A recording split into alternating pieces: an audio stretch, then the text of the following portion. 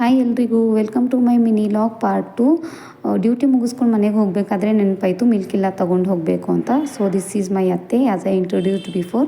ಹಾಲು ತೊಗೊಂಡು ಹೋಗ್ಬಿಟ್ಟು ಇಟ್ಬಿಟ್ಟು ಡ್ರೆಸ್ ಚೇಂಜ್ ಮಾಡಿಕೊಂಡು ಫ್ರೆಶ್ನಪ್ ಆಗಿಬಿಟ್ಟು ಆಮೇಲೆ ಅವರಿಗೆ ಟೀ ಮಾಡಿ ಕೊಡೋಣ ಅಂತ.